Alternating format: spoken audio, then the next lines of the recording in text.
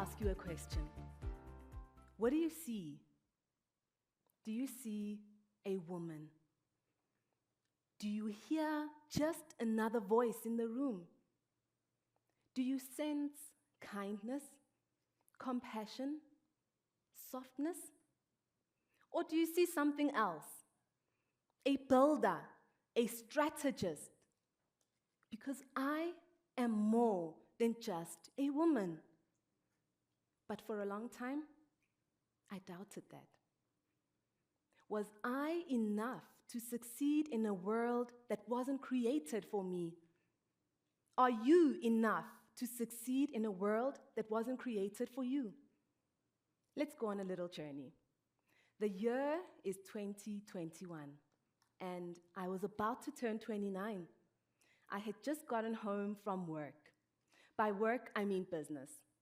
Business is the one thing that feels so natural to me, almost as natural as being a woman. By the way, I feel like I won the genetic lottery by being born a woman. So I get home and I was on the road the whole day. So I barely had time to look at my phone. And when I did, I was added to yet another WhatsApp group. Now, here's the context. It was mid-COVID, and scammers had moved from email and SMSs to WhatsApp groups with the promise of a job that gives you 2,000 Rand. All you needed to do was click on the link. So I thought to myself, nope, not me. I am leaving the group and deleting it. But when I entered the group, the conversations were different. Congratulations. Well done. Class of 2021, you did it. It piqued my interest, so I kept reading. I tried to look for admin messages, which I found. But the thing that caught my eye was the PDF document attached. It read, press release, Forbes Africa 30 under 30 announcement. I opened that document faster than I realized, forgetting that it may be clickbait. I read it, and there it was, number 6 on the list. Bontle Tshole, owner and founder of Bar Health. I did it! Me? I fell to my knees with tears in my eyes. I couldn't believe it. That was an amazing moment. I felt like I had built something successful, something remarkable, something noteworthy. It was possible for me to do it.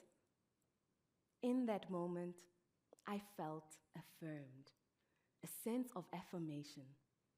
Because although common now, growing up, I didn't see many successful female-owned businesses. I'd see men building successful empires, buying lavish cars, living large, making their money work for them. But from women, I heard what sounded like war stories of how they used to be industrious, how she used to sell scones on the bus to work, how she used to braid everyone's hair on the weekend, how she used to get on the first taxi to town to stock up on blankets, clothing, and anything else she could sell back home. Everything was in the past, and it scared me. Maybe being a woman was not the key to success. Maybe I needed to step into my masculine energy in order to make this work. And that's what I did. I stepped into my masculine energy. I did what most of us do when we want the thing that we want. We forget who we are, what we were called for, and why we were called here. My soft edges became rough. I suppressed my intuition. I thought that business had no place or space for emotion or vulnerability.